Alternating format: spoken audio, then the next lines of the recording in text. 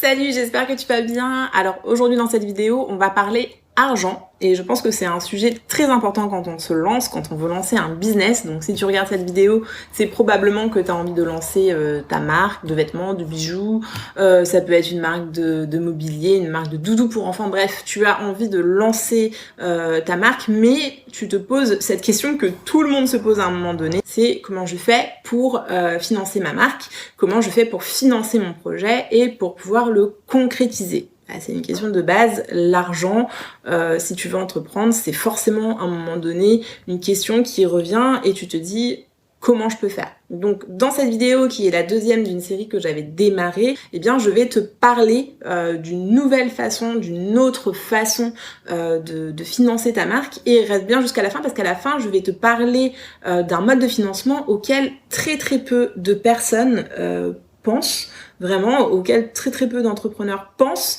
et qui finalement peut être une très bonne solution. Alors, si tu ne me connais pas déjà, je vais me présenter. Moi, je suis Nati, la créatrice de la marque Kinaden. C'est une marque de sac éthique que j'ai créée en 2013. Donc ça fait 7 ans que je vis de ma marque, qui est vendue en ligne et dans des points de vente partout en France et à l'international. J'ai créé cette chaîne YouTube Marque Mastery pour toutes celles, tous ceux qui veulent se lancer, qui veulent créer leur marque et surtout en faire un business rentable. Si c'est ton cas, que ça t'intéresse, je t'invite à t'abonner à ma chaîne. Tu peux cliquer sur le bouton en bas à droite comme ça c'est fait. Tu peux activer des notifications en cliquant sur la petite cloche, et surtout tu es en train de démarrer, que tu sais pas par où commencer et que tu te poses 1 milliard de questions, et je peux comprendre parce que je suis passée par là et je rencontre tous les jours des personnes qui se posent ces questions, j'accompagne des coachés. Donc c'est tout à fait normal de te poser plein de questions. Eh bien n'hésite pas à te procurer mon livre, c'est un guide pratique, 100% pratique, où je te donne toute la méthode pour lancer ta marque en partant de zéro. Je te mettrai le lien en barre de description de cette vidéo, comme ça tu auras toutes les infos.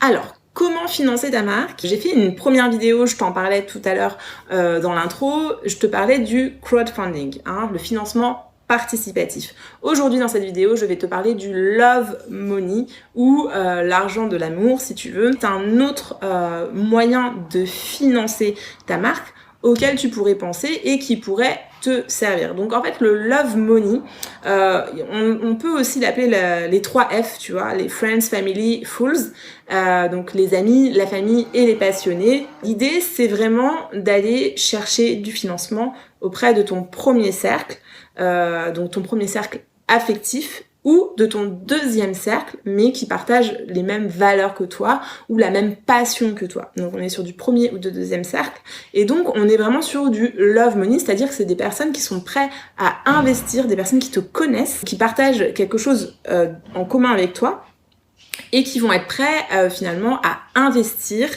sur toi, sur ton projet. Donc en fait le love money ça repose sur je dirais 3 notions. La première c'est la proximité. Donc on est vraiment sur du premier cercle, c'est ce que je te disais, et on est aussi sur une relation de confiance. Voilà, puisque en fait tu vas solliciter des personnes qui te connaissent, des proches, et tu vas pouvoir t'appuyer sur la confiance que les personnes ont en ton sérieux, en ton projet, en tes motivations.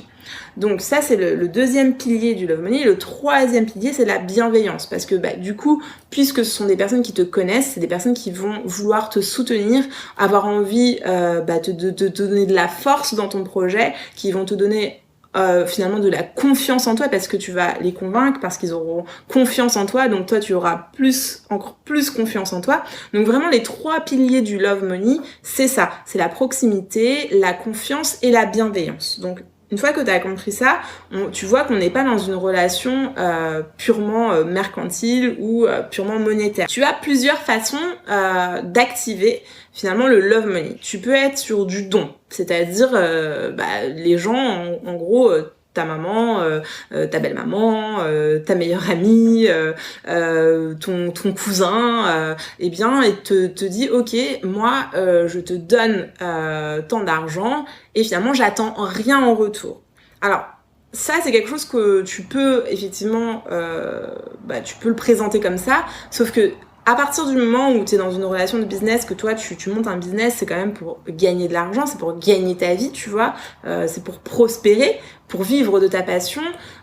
Si tu veux être en mesure de demander aux personnes d'investir en tout cas sur toi, moi je te conseillerais d'être plutôt dans une relation soit de prêt, soit d'actionnaire. Le prêt, ce n'est pas donc du don, c'est-à-dire qu'il y a une somme qui est reçue, qui est enregistrée, et tu rembourses ces personnes qui ont cru en toi, tu leur rembourses le capital et tu peux aussi leur donner des intérêts par rapport à l'évolution de ton entreprise. Donc ça, c'est une option que tu peux choisir. Tu peux aussi décider de les faire rentrer dans ton capital. Donc, admettons, tu as besoin de 5 000 € pour compléter ton propre apport personnel, tu vois, et tu te dis, ok, j'arrive à trouver 10 personnes autour de moi qui peuvent investir 500 € dans mon entreprise.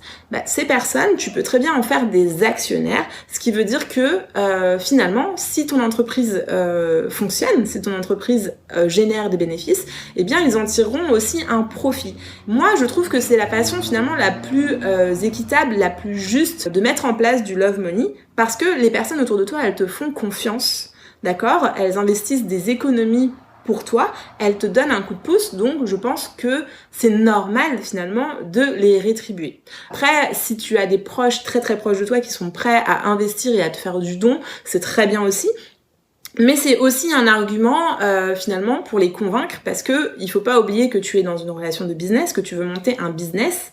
Donc à partir de ce moment-là, il faut que tu sois capable de pitcher, il faut que tu sois capable de prouver que ton business, il y aura des résultats. Et puis c'est aussi une façon de les motiver et de montrer ton sérieux. C'est-à-dire qu'à partir du moment où tu vas voir des personnes et tu leur dis ok, moi j'ai ce projet, j'ai besoin de fonds, vous me faites confiance, vous avez confiance en moi, moi pour vous remercier, je vous fais rentrer dans le capital, je vous permets finalement de gagner avec moi si mon business est gagnant.